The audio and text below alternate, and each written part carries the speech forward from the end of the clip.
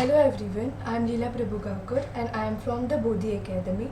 So today we'll start with class 11th, economics chapter 1, that is Indian economy on the eve of independence. Okay, so in this chapter we'll be learning about what was the state of Indian economy in 1947.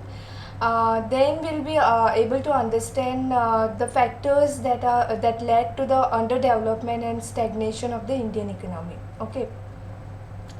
So now we'll start with this chapter. So the primary objective to learn in this chapter is with regards to how the Indian economy was. Okay, so and how the development has taken place over the period of time. So, however, it is equally important to know something about the country's economic past event, as how we can see that the country's future is, it's prospering. So we'll start with this. The structure of India's present day economy is not just of current making. It has its roots steeped in history, particularly in the period when India was under British rule. Now this lasted for over 2 centuries before India finally won its independence on 15 August 1947. So, what was the sole purpose of British colonial rule in India was to reduce the country to being a raw material supplier for Great Britain's own okay, own rapidly expanding modern industrial base. Now, here we'll be able to understand how they have exploited in India. So here.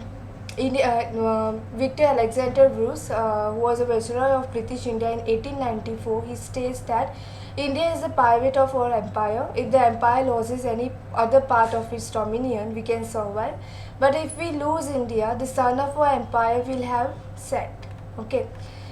Then we'll move to the next part, that is the low level of economic development under the colonial rule.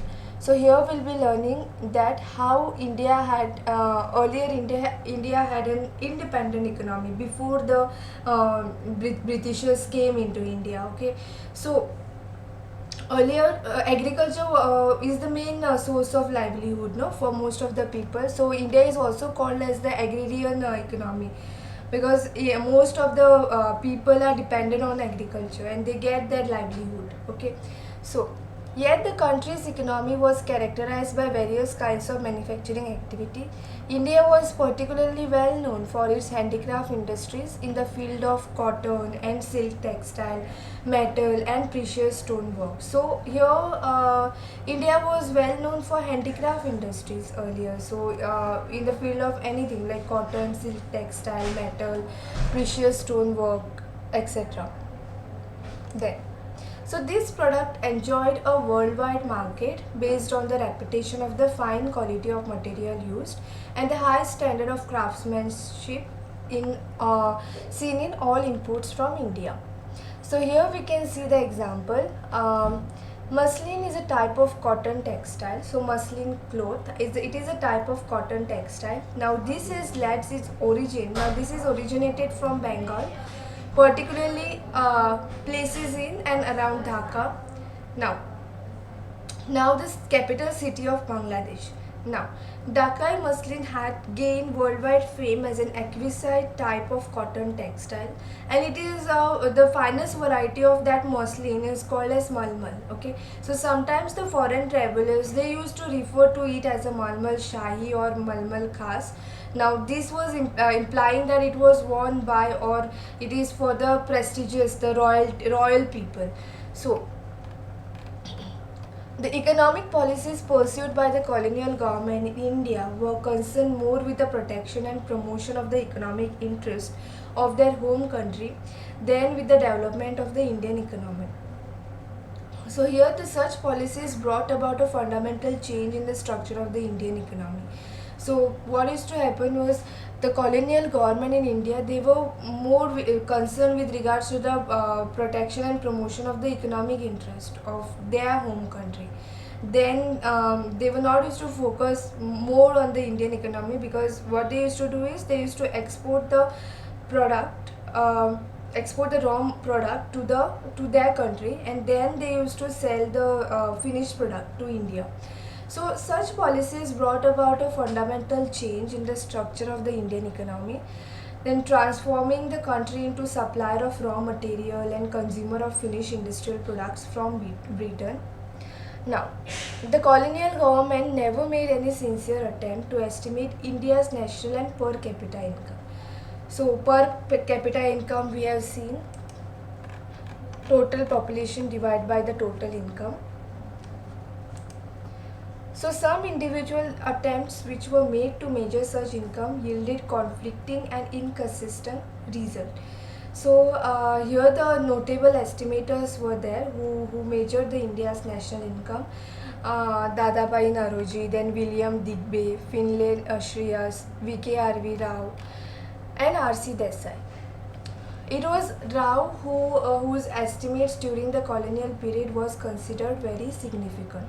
So, but most of the studies, it states that the country's growth of aggregate real output during the first half of the 20th century, it was less than 2% coupled with a half percent growth in per capita output per year.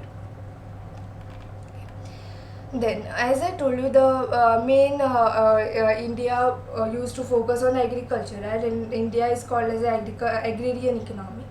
So, India's economy under the British colonial rule, it remained agrarian. So, about 85% of the country's population, they mostly lived in the villages, rural areas, and they derived their livelihood directly or indirectly from the agriculture.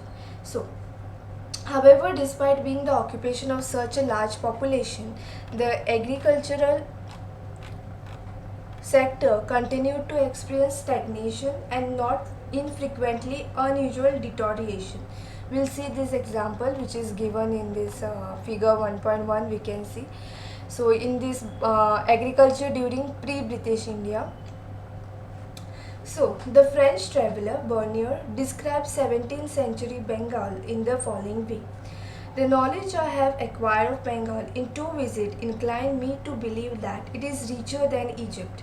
So it exports in abundance cotton, silk, rice, sugar, butter. It produces ample of things for its own consumption. So earlier, since it is an agrarian economy, India used to produce the goods for its own consumption. Okay, so there were ample of things what they used to produce, including wheat, vegetables, grain, fowls, ducks, and geese. And it was immense herd of pigs and flocks of sheep and goats. Then fish of every kind it has in profusion. So this is everything said by a French traveller Bernier.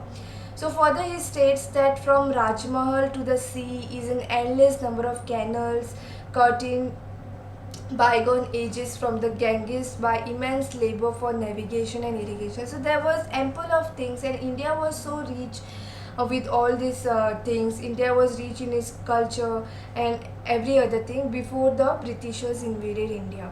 Okay, so we can see this figure 1.1, India's agricultural stagnation under the British colonial rule. What has happened after that? So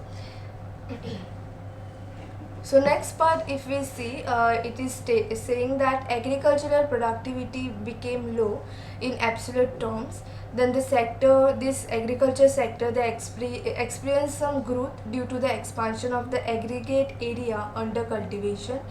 So this stagnation in the agriculture sector, this was caused by the various systems of land settlements, okay, that were introduced during those colonial government. So further, if we can see the different land settlement, one we can see under the zamindari system, which was implemented in then Bengal Presidency, comprising parts of India's present day eastern states. The profit accruing out of the agriculture sector went to the zamindar instead of the cultivator. So what they used to do in the in zamindari system is everything, whatever the producer, whatever the farmer is producing, everything they used to give it to the landowner. Okay, and nothing was to cultivators, they were not used to take anything out of it, only the half portion or in some percent they used to get whatever they have cultivated. So here all the profit who used to got is zamindars used to got. Okay, so however a considerable number of zamindars and not just the colonial government did nothing to improve the condition of agriculture.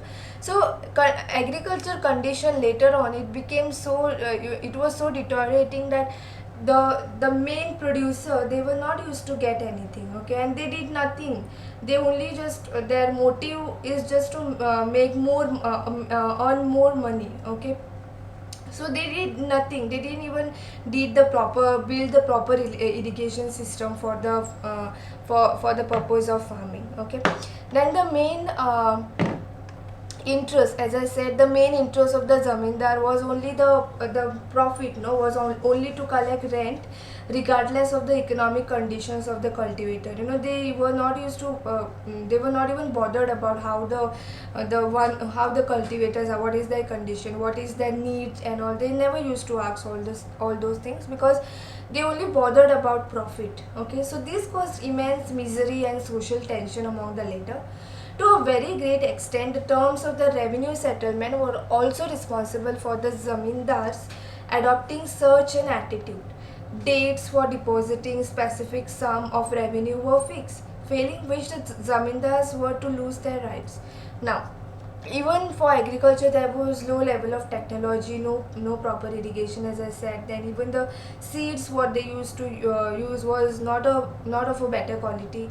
So lack of irrigation facilities and negligible use of fertilizers all added up to aggravate the plight of the farmers, and that's why the agriculture productivity, it continued to be go down. So there was of course some evidence of relatively higher yield of cash crops in certain areas of the country due to commercialization of agriculture. But if we see in some part of the area, there were a higher yield for cash crops like sugarcane, banana plantation. These are all the cash crops, right? So these were used for more to give a more productivity in for agriculture. Then, so but even though the cash crop would have helped the farmers, but this never improved their economic condition. Okay, so as instead of producing food crops, now they started producing a cash crop, because they started planting indigo crop, then they started sugarcane, all those things which requires more water, like these agricultural crops they started to use. Okay, instead of focusing on food crops. So these, why they started using producing a cash crop, because revenue, they used to get more profit out of it, so which were to be ultimately used by the British industries back home. So despite some progress made in irrigation, India's agriculture was starved of investment in terracing. Then there was not even a proper control for flood, drainage, desalination. Also, all these things were ignored. While a small section of farmers changed their cropping pattern from food crops to commercial crop, a large section of teen and small farmers and sharecroppers neither had resources and technology nor had any incentives to invest in agriculture. Okay, so these were the condition of the poor farmers. Then if we see the industrial sector, as in the case of agriculture, so also in manufacturing, India could not develop a sound industrial base under the colonial rule. So we just now we saw the agriculture case, what has happened to the agricultural society. Earlier we have seen that before the British invaded India, there was India was having ample of resources, but once the Britishers came, India was like the agriculture was slowed down, we can say. So industrial sector, if you move to the next part, even the industrial base under the colonial rule was not so good. Okay, even as the country's world famous handicraft industries declined, no corresponding modern industrial base was allowed to come up to take pride of place so long enjoyed by the former. So the primary motive of the colonial government behind this policy of systematically deindustrializing India was twofold. Okay, the intention was first to reduce, so these were the intention to reduce the India's status as a exporter, but they wanted that India should import more goods from the other countries. Okay, so to reduce India to the status of mere exporter of the important raw material for the upcoming modern industries in Britain, and secondly, their motive was to turn India into a product of those industries so that their continued expansion could be ensured to the maximum advantage of their home country. So Britishers, they thought that their home country should get more benefit rather than the Indian country. Okay, so in the unfolding economic scenario, the decline of the indigenous handicraft industries created not only massive unemployment in India but also a new demand in the Indian consumer market, which was now deprived of the supply of locally made goods. So this demand was profitably met by the increasing import of cheap manufactured goods from Britain. Then, during the second half of the 19th century, modern industry began to take root in India. But the modern industrial progress was so slow, okay, and the development was confined to the setting up of cotton and jute textile mills. So they only set up the cotton textile mills, which was mainly it was dominated by the Indians. So these were located in western parts of the country, namely Maharashtra and Gujarat, while the jute mills were dominated by the foreigners, and they basically concentrate on Bengal. So the iron and steel industries began coming up in the beginning of the 20th century. So we can see that the Tata Iron and Steel Company was incorporated. So it was registered in 1907. A few other industries also came up. Okay, but they came up after the Second World War: sugar, cement, paper industries, etc. So, but there was hardly any capital good industry in India. So, in order to promote the further industrialization in India, so capital good industries means industries which can produce machine tools like the machinery, the office equipments, or the any other equipments, the tools we can say, which were used for producing articles for current consumption, like which were used for farming purpose. So the establishment of few manufacturing units here and there was no substitute to the near wholesale displacement of the country's traditional handicraft industries. So further, the growth rate of new industrial sector and its contribution to the GDP, gross domestic product, or the gross value added, it remained very small. Okay, so another drawback, if we see another the disadvantage, if we see, of the new industrial sector was very limited area of operation of the public sector, and this sector remain confined to only railways, power generation, communication, ports, and some other departmental undertakings. Departmental undertakings is nothing but it is owned by a ministry, or it is under some department, like how we have the example is railways and the post savings, yeah, post office, we can say post office. These are departmental undertakings. Okay, these are the example of that. Then during that time, we'll move to the foreign trade, like how the foreign trade was. So India has been an important trading nation since ancient time. India used to export its the raw material and whatever the cotton, the textiles and all those things.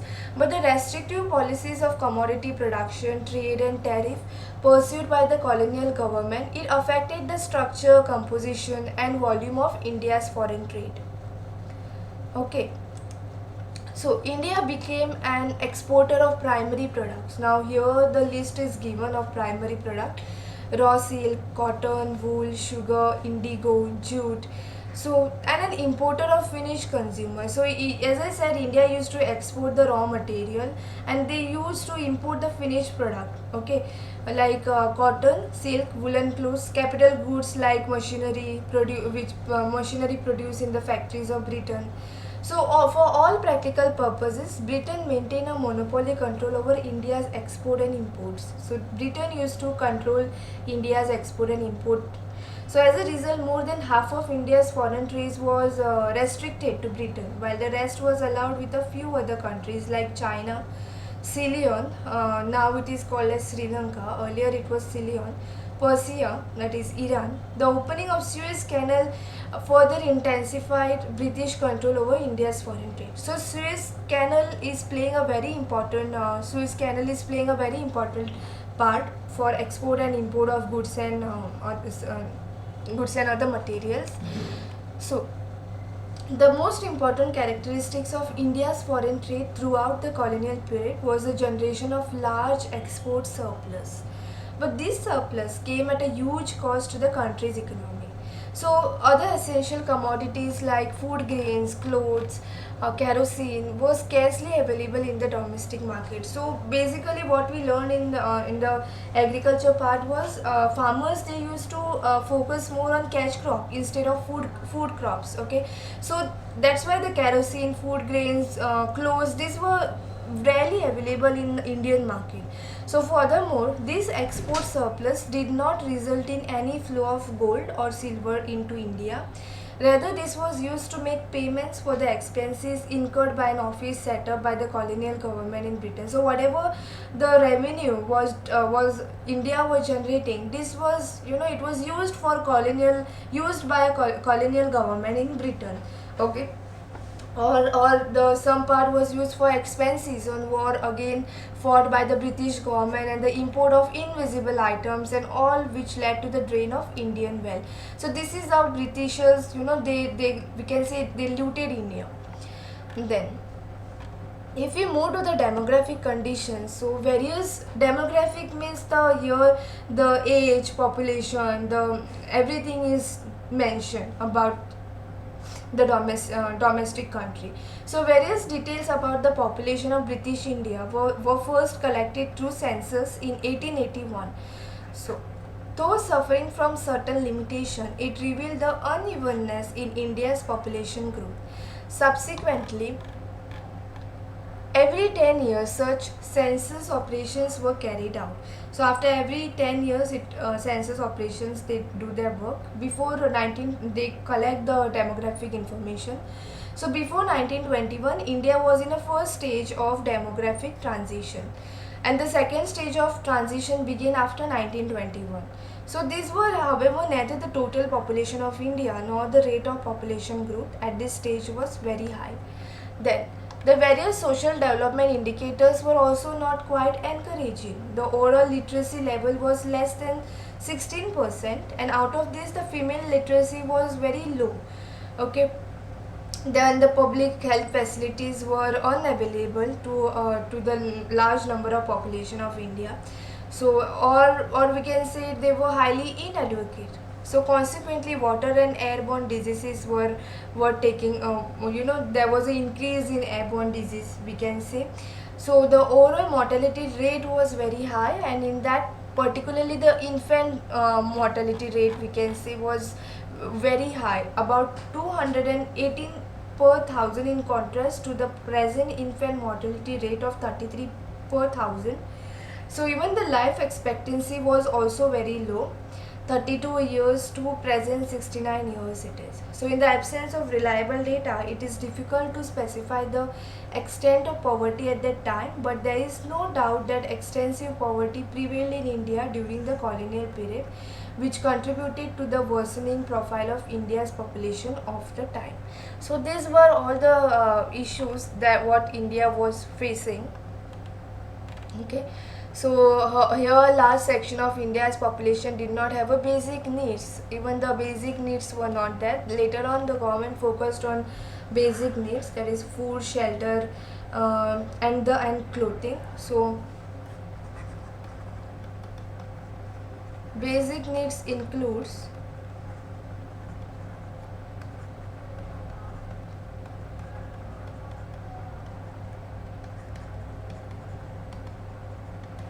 food, shelter and clothing. Okay, if we move to the next, that is during the colonial period, the occupational structure of India, that is distribution of working persons across different industries and sectors, they showed a little sign of change.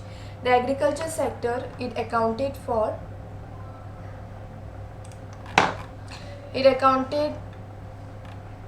for the largest share of workforce, which usually remain at a high 70 to 75%, while the manufacturing and the services sector, they were only 10 to 15 to 20%. Okay, so another aspect was that growing regional variation and the parts of then Madras presidency, which comprises of areas like the present day area, Tamil Nadu, Andhra Pradesh, Kerala, Karnataka, okay, Bombay and Bengal witnessed a decline in the dependence of the workforce on the agriculture sector. So, however, there had been an increase in the share of workforce in agricultural during the same time in states such as Orissa, Rajasthan, Punjab. Okay, then if we see the infrastructure, the development part, so under the Britishers colonial regime, infrastructure took place with regards to railways. They introduced the railways in India somewhere in 1885. So ports, water transport, post, telegraph, all such things were developed. However, the real motive was behind this was just for the, it will be easier for them to transport the goods. Okay, so the real motive behind this development was not to provide a basic amenities to the people, but for the various colonial interest. Okay, that's why they developed a road, did the various developments. Then, even the road constructed in India prior to the advent of the British rule, they were not fit for the modern transport. Okay, so the roads that were built primarily served the purpose of mobilizing the army within India and drawing out raw material from countryside to the nearest railway station or the port to send this far away England or other lucrative foreign destinations. So why they built all such railways, ports, why they did the infrastructure of roads? Because they just want to mobilize their army and they just want to export the raw material from India to Britain. So there always remain an acute shortage of all weather roads to reach out to the rural areas during the rainy season. So therefore, people mostly living in these areas suffered grievously during natural calamities and famines. Okay. Then the British introduced the railways in India. So they introduced in 1850 and it is considered as they introduced railways in India in 1850 and it is considered as one of their most important contribution. But the railways affected the structure of Indian economy in two ways. That is, the first one, it enabled the people to undertake a long distance travel. So now the people it was easier for the people to travel at a far distances and thereby break geographical and cultural barriers. So on the other hand, it gave a better way for commercialization of Indian agriculture, which adversely affected the self-sufficiency of the village economies in India. So the volume of India's exports undoubtedly expanded, but its benefit rarely accrued to the Indian people. Okay, the social benefits which the Indian people gained owing to the introduction of the railways were thus outweighed by the country's huge economic loss. Then, along with the development of roads and railways, the colonial dispensation also took measures for developing the inland trade and sea lanes. So, along with the development of railways, they also developed the inland, that is seaways. Okay, so these measures were far from satisfactory, and the inland waterways, they sometimes it proved to be the uneconomical, as in the case of Coast Canal on the Orissa coast. So even though they have built the canal at a huge cost to the government exchequer, but they failed to compete with the railways, okay, which soon traversed the region running parallel to the canal and had to be ultimately, they are not using it now. Okay, so the introduction of the expensive system of electric telegraph in India, then it also served the purpose of maintaining a law and order. Then the postal services also, despite being for the public purpose, but it remained inadequate because people, they were not like ready to, or it was new for them to use all these things. So what does it states that at the time when the by the time when India won its independence, the impact of the 2 century long British colonial rule was already showing all the aspects of the Indian economy. So there were very low productivity, and industrial sector really required a modernization. Then new technologies was needed, which was not done by the during the colonial rule, we can say. Then foreign trade was oriented now to feed the industrial revolution in Britain. Also the infrastructure facilities, including the famed railway network, they were like, railways were needed upgradation, then expansion. Then all these things, we can see during the Indian economic development. So this was with regards to the Indian economy on the eve of independence. So before, how the Britishers were, and earlier before the Britishers invaded India, how the condition of India was. So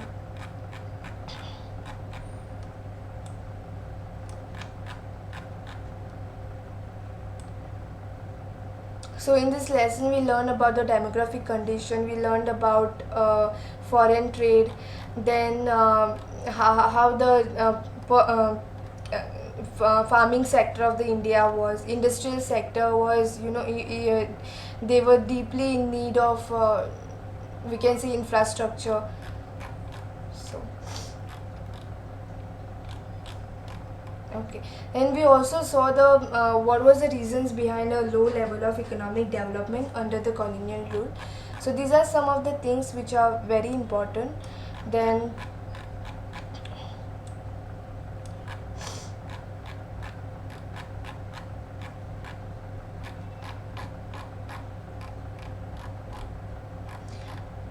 occupational structure, we also saw the mortality rate, infant mortality rate, then in that demographic transition what has happened. So these were all the things which we have learned in this chapter. So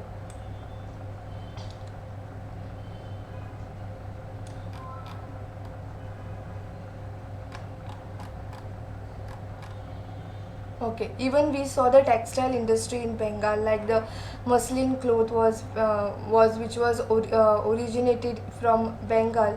It has got a very important special place. Like foreigners used to purchase that particular clothes.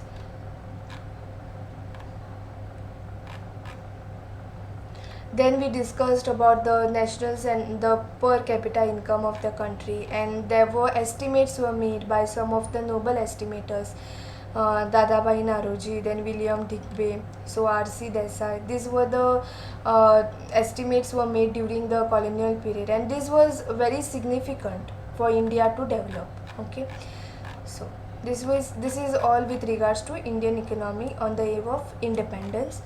Thank you for watching my video.